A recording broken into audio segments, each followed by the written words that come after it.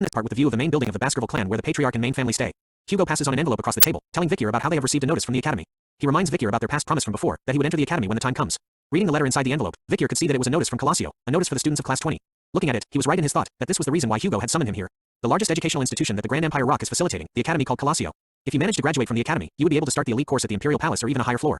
Back in his past life, before the regression, Victor had attended the academy as the triplet server and was in charge of handling all of their tedious tasks for them. Since he entered the academy with numerous scars on his face and had a limp, Victor was scorned by the nobles from the academy. But in his current life, those bad memories of the academy didn't bother him now. Hugo wanted to know if the triplets, whom Victor had asked to go with, would be alright. He was also curious on whether there was anyone else beside them that he would like to take with him. Before answering Hugo's question, Victor wanted to ask about something else. He recalled that 2 years ago, due to him going missing, Hugo had received a letter stating that he will obtain a huge benefit from the Morgue family, and that Victor would be given a reward. So he asked Hugo if he was right. Hugo replies that he hasn't wanted to know what that something was that Victor wanted. Victor tells him that he wanted Hugo to share a story as the reward, which got Hugo's attention. Seeing his reaction, Victor takes it that he had permitted him to ask. So our boy, at point blank, asks Hugo about his dead wife and daughter, straight to his face. Victor's question was horrifying enough to make Barrymore panic and tremble with fear as he heard what Victor had requested from Hugo. Hugo, on the other hand, had taken a moment before asking Victor about what he had just said to him. So our boy replies back, with no fear in his eyes. He asks Hugo about Ms. Roxana, the first wife who has passed, and the daughter that was born from Hugo and Ms. Roxana. Victor wanted him to tell him about Miss Penelope as well. A whole mixture of emotions started to stir within the all-powerful Hugo, as his face was darkened, wondering how Victor knew those names. He unleashed the bloodhound red fury eyes, scolding Victor and wondering the reason behind his question. Hugo was going to be extremely furious if he found out that Victor was asking out of petty curiosity. In a calm manner and with his hand across his heart, Victor calmly tells Hugo that he needed to first hear his answer in order for him to reveal the reason behind the sudden questions. He assures Hugo, who was in an explosive angry state, that the questions were not due to mere curiosity. Hugo's thoughts about his first wife whom he met through an arranged marriage, and his eldest daughter who was kidnapped by the barbarians. That's all crucial information that Victor needed in order to reveal Pomerian's existence to Hugo. There was also the hard-to-believe fairy tale that Barrymore had told Victor about when he was much younger. The story about how Hugo was an affectionate family man who loved his first wife, Ms. Roxana, very much. But Victor was sure that he couldn't let Hugo meet Pomerian based on that. This was something that he needed to check for himself. After hearing Victor's reply to his question, Hugo continued to remain silent for some time. After some time had passed, he finally opened his mouth, gripping his chest tightly and his face darkened to the point where you couldn't see his facial expression. The ice-cold bloodhound demon that everyone feared in the family started to tell Victor about how Roxana was the only darling who he loved with all his heart, and that his precious daughter, Penelope, was his most precious treasure. This sincere and lovable answer was enough to stun Victor to the point that the artist had to draw him in another art style. Victor couldn't believe that the word darling had actually come out from Hugo's mouth. Hugo continues on about his story, telling Victor honestly that Roxana and him were not in an arranged marriage. He revealed the fact that Roxana was a commoner who had nothing. He could still remember the day that they first met clearly. It was love at first sight. Wow, I didn't expect Hugo to have a K-drama moment. Hearing the story from Hugo, Victor could sense that he was going to start from the first time he met her. Hugo continues on about his past love story, revealing that his love with Roxana was very difficult. She had tried to distance herself from him because of her humble background, so Hugo decided to abandon everything and went with her. Whoa, turns out that Hugo was a hopeless romantic and gigachad. Because for her, Hugo was willing to throw away everything, not only his physical body but his soul too. Victor interrupted Hugo as he was telling his story. He was grateful for sharing that with him, but he wanted Hugo to go to the next point quickly. But Hugo interrupts Victor, shouting at him with the word but, and continuing on with his love story, he tells Victor that his love with Roxana was put to the test once again. In order to capture them, who were on the run, the Baskerville family had sent pursuers. For the sake of protecting Roxana, Hugo fought with his life on the line and with everything he had. They had walked a thorny path, covered with multiple attacks and dead bodies, was the path they had to walk where no one blessed their love. Hugo recalled that they had thought about giving up, but they persevered due to their love for each other. Akathut, that was only the start to their harsh beginning. Hugo and Roxana managed to break through to their disagreeing parents and had gotten married. Hearing the sweet tale of Hugo's love story was enough for Barrymore to shed some tears. I feel you, brother. And so, through Hugo's and Roxana's resolve, their precious daughter Penelope was born. His loving wife and daughter beside him, Hugo wanted to protect this happinesses that he obtained after through such much suffering and struggling. But this is where things start to get dark. After giving birth, Roxana's health started to deteriorate instantly. In the end, she left the world and left behind their young daughter Penelope. Thankfully, Penelope grew up to be a bright and charming child. She had inherited Hugo's strong mentality and Roxana's loving heart, and she had received love from all of the Baskervilles. Hugo was already happy enough to know that his Penelope was doing that well. But then a certain incident occurred. Just the mere mention of it was enough for him to unleash his bloodhound aura and crush the corner of his seat. The incident was when Penelope, who went out for a walk, was captured by the Lococo tribe. A bunch of questions flooded his mind as he investigated how this happened. How did those barbarians come into the middle of the Baskerville territory? How did they kidnap Penelope? Hugo's eyes were filled with rage as he couldn't figure it out back then. And until now, he couldn't find any trace of Penelope. Victor's eyes started to glow as he listened closely to Hugo's story. With Penelope missing, Hugo used that as the justification to widen the Empire's region. That was when Hugo started to look for Penelope and to subjugate the barbarians. But after a while, Hugo felt that doing this alone was difficult, so he increased the number of his wives through arranged marriages, and he started to mass produce offsprings. And decades later, although stationed at the border, Hugo had created a powerful family that no one could look down on. That's how the Ironblood Baskerville family was born. Hugo's cold-bloodedness to restore the family and for the Empire's glory.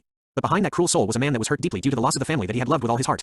But so what? Thought Victor. He knew that all villains have a backstory. The evil deeds that they committed are all that remained. Victor could only see Hugo as a heartless human being who mass-produced offspring and sent them to the battlefield.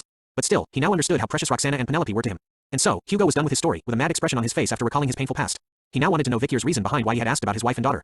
Before telling him the reason, Victor took something out of his pocket and presented it onto the table before Hugo, telling him to take a look at it first. The moment he gazed at it, Hugo shouted out loud, recognizing what it was. He recognized the pendant as the one that he had made for Roxana, which was last seen on Penelope before her disappearance. Opening the pendant, he could see a tiny picture of his family portrait within it. Gazing at it, Hugo held his tears back, or at least that's what I think. As Victor turns to the door, he asks Hugo about what he would do if Miss Penelope's successor was alive. His question was enough to leave both old men stunned with their mouths wide open. As he walks closer to the doors, Victor tells Hugo about Miss Penelope's daughter, revealing to Hugo that he has a granddaughter. As the doors to the room opened, a familiar sweet angel voice called out to her uncle. The moment she entered the room, Hugo's entire world was flipped upside down, and had turned from color to X-ray colors. Looking at Pomerian causally pulling onto Victor's shirt, he recalls that she was the child from their previous meeting. This was when Victor reveals to Hugo that he had lied to him, that while at the forest, there was a child that he met in the Lococo tribe's region, and that she called the person who gave her the pendant as mommy. Hugo couldn't believe it, that this little girl had called his sweet precious daughter Penelope as mommy. His hands started to tremble as he held onto the pendant, while Pomerian still looked at him all scared. Victor, on the other hand, was excited as his eyes glowed bright red. He wanted Hugo to be confused. He knew that Pomerian was a child whose blood is mixed with someone Hugo loves, and with something he despised. As Hugo stood in front of Pomerian, Victor started to wonder if he could keep his composure in front of her. Looking closely at Pomerian this time, Hugo towers over her enough to cast a shadow onto the sweet little angel. He recalled that Victor had found her in Lococo. His eyes and demoners started to unleash the fearsome bloody bloodhound aura, questioning whether Pomerian was someone that was born from his daughter and a barbarian. Victor tells him that it was true. His eyes were focused on Hugo completely, as he watches his shake with rage and despair. Hugo started to stretch his hand towards Pomerian, who could only stare at it as it came closer to her. Victor was counting on this to lead to Hugo's ruin, because once he is, that is when his revenge will begin. We now turn to a sunny day in a beautiful park where the bright voice of laughter could be heard loudly in the area. Osiris, Victor and Barrymore were standing side by side with one another as Hugo asks a question. Is my beard that interesting? Is it fun pulling it? He was asking these questions to Pomerian, who was playing with his beard. She even told him that Grandpapa's beard was dirty. The moment the word grandpa left her mouth, Hugo started to ask Pomerian if she had really called him grandpa. Osiris was the first to comment out loud that even though he hadn't lived for a long time, he had never been so surprised in his life.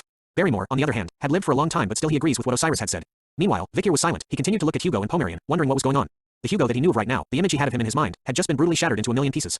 As Hugo covered his face after being called a grandpa, tears started to flow out endlessly from his eyes, as he couldn't believe that the day he would be called a grandpa would come. Seeing Hugo's sudden reaction and crying face made Victor stunned as he looked down. His world had started to flip as well, and he wonders why the cold-hearted bloodhound known as Hugo Le Baskerville would have that kind of expression on his face. We now turn to when Victor Van Baskerville was 15 years old after regressing. As he stood in front of the all-powerful Hugo Le Baskerville, Victor suddenly wondered about a certain question. Can he assassinate Hugo? The first answer to that question was impossible. When one reaches the level of Swordmaster, they obtain an unwavering mind. Because of that, Victor couldn't even find an opening during Hugo's daily life. So he gave up on the thought of assassinating Hugo, and after many years, he found Pomerian, the daughter of Penelope, whom Hugo truly loved. The wave of emotions that would be felt when meeting Pomerian could possibly affect the Swordmaster. With refined swordsmanship, Beelzebub and the Madam's poison, the possibility of assassinating Hugo increased as time passed. And today was supposed to be the cornerstone for Hugo's assassination. But as Victor looks towards his target that he was planning to kill, he wonders why Hugo was laughing right now, as though he was happy. Seeing this side of Hugo, Victor started to waver in his conviction to kill the man in front of him, while thinking why Hugo isn't confused. We return to the moment where Victor introduced Pomerian as Penelope's daughter and Hugo's granddaughter. As the big man walked over to Pomerian, he wondered if she was truly his precious Penelope's daughter. As he stretched his hand towards Pomerian, his shadow could be seen within her eyes. Looking right at Hugo, she tells him that Penelope was her mommy's name, which causes Hugo to shudder for a moment as sweat drops appear on his face. Holding his rough hand with her tiny hands, Pomerian tells Hugo about how her mommy always said that she missed her daddy, and that she always kept looking at the necklace. All of these were things that she had remembered. Looking at Hugo with her innocent eyes, Pomerian asks him if he was her grandpa. Looking at her and hearing her question, Hugo's mind immediately turns to a past memory of when Penelope was alive and cheerful. He could hear her clear and joyful voice calling him father. The man known as the cold-hearted bloodhound of the Baskerville family had to grit his teeth in order to hide what he was feeling. But it didn't work as he muttered out Penelope's name as he bends forward while trembling, catching Victor's attention. The all-powerful man had finally broken down as tears started to flow endlessly from his eyes. He could only kneel in front of Pomerian, with his head down. He continued to cry out loud in front of everyone. The flashback ends as Barrymore tells Victor thank you. He couldn't believe that he would get to see the patriarch smiling like that right now, as it always seemed like a far-fetched dream of his. And it was all thanks to Victor. Hearing that, Victor was confused about how the situation happened because of him. Hugo's smiling face, Pomerian being reunited with her grandpa, Barrymore seeing his dream come true, Osiris was even smiling himself.